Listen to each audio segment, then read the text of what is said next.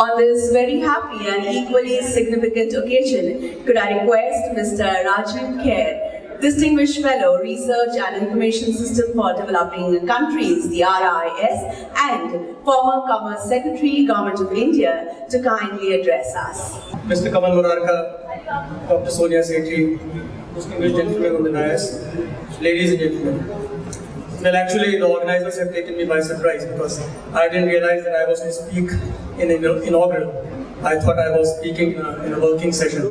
Nevertheless, thank you very much for inviting me here and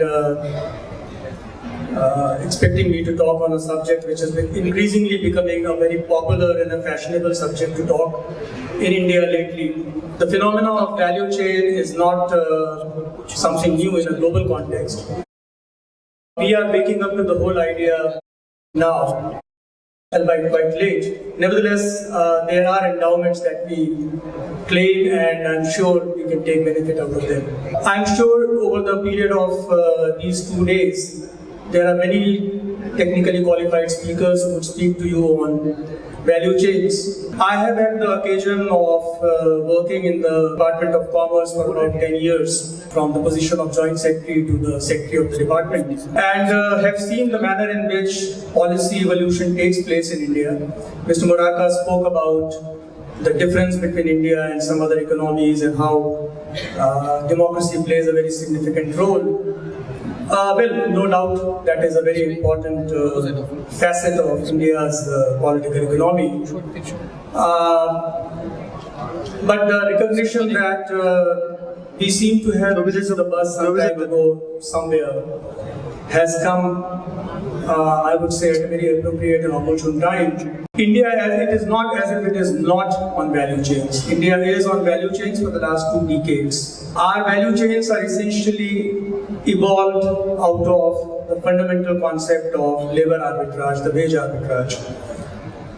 And therefore we are largely on value chains which relate to the traditional products, textiles, ready-made garments, footwear, gem and jewelry, and so on. In the last about 15 years, or rather I would say a decade, we have started finding ourselves on value chains which relate to the modern production system like electronics, automobiles, and so on.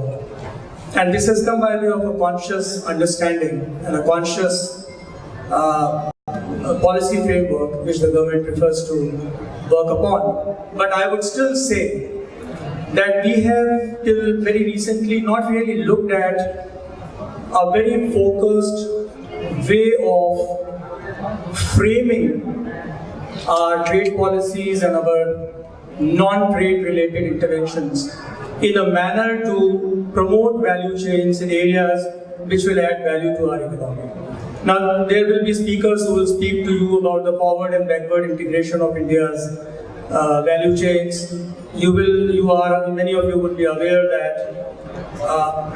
that India finds itself on Indian products or Indian components and parts find themselves on imports of other countries, or Indian raw material finds itself on imports of other countries and gets processed, higher value is added. So we do integrate in a backward sense, but our forward integration is relatively lesser. And I think that is where the greater value gets added, and that is where we need to focus upon. Now, this is where the role of services has come in a very significant manner.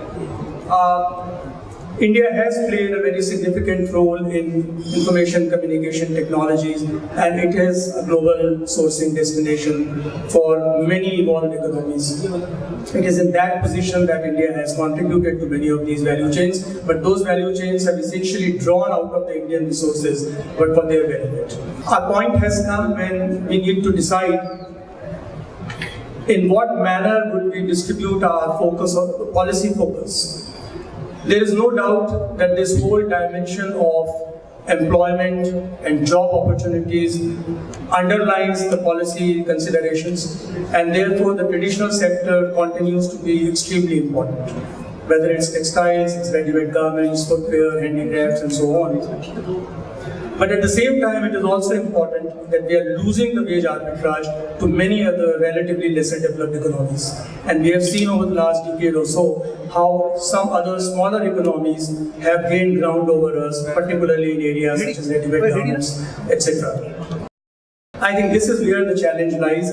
And I strongly feel that we need to elevate ourselves, we need to graduate ourselves in a high technology paradigm, in a high value-added paradigm.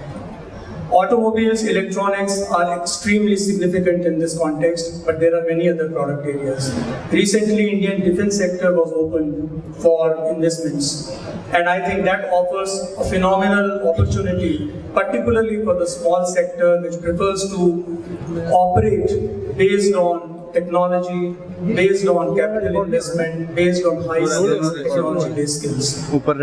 I think this is where a great opportunity lies for us, and I am not limiting myself to the defense sector, but there are a whole lot of other areas which essentially talk about high technology content.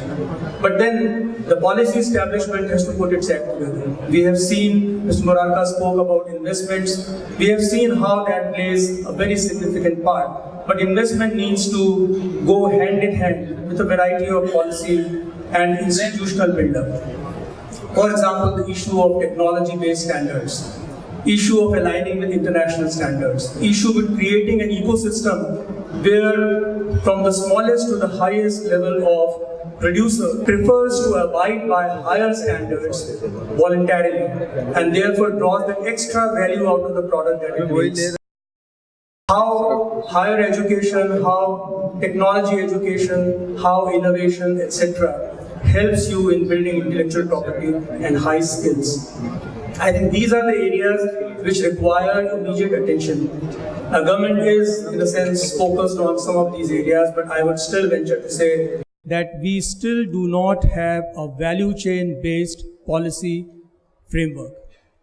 We still operate in silos in policy making, and therefore we still have discordance at many times. For example, if you look at the import duties, we still have inversions taking place. We still have import duties of products and components which are higher. If we want to create value within the country, we have to have those import duties brought down. If we want to produce products of high standards, we need to create an institutional framework for international standards and for the follow-ups like technical barriers, like creating conformity assessment institutions, like negotiating FTAs which are deeper than what we have today. Now ASEAN, we know, is a very strong partner. Southeast Asia is a very strong partner of India. You look at the India-ASEAN trade agreement, and you will look at the shallowness of that agreement. We still look at FTAs as some instrumental mechanism to bring down duties bilaterally. But if you look at the present generation FTAs, they have gone far beyond. We need to negotiate deeper. We need to negotiate levels which will bring about removal of barriers at technical level, at practice level, bring about coherence, bring about harmonization and so on. So I think the task has become more challenging. But then this is the opportunity. If we do not subscribe to this opportunity at the moment, then we would have lost it.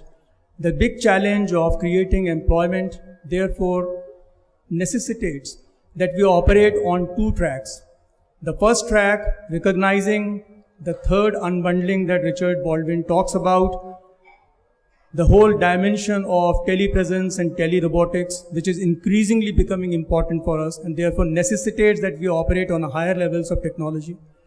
And the second, the traditional sectors to add to their productivity, to their efficiency, and to create institutional mechanisms globally which will help us, which will create arbitrage, which is something more than the wage arbitrage, the institutional arbitrage.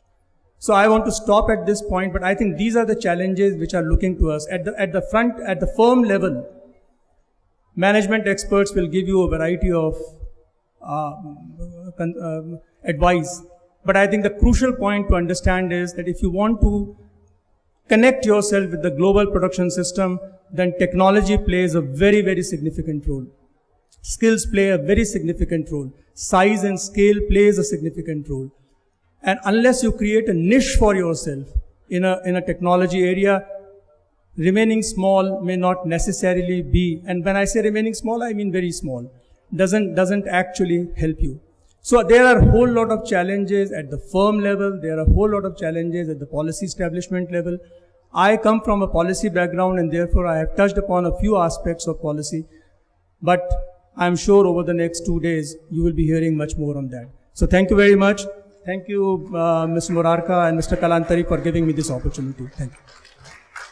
Thank you, Mr. Kher, for highlighting on the theme of the summit, that is the global value chain, setting the context and tone of this summit as well.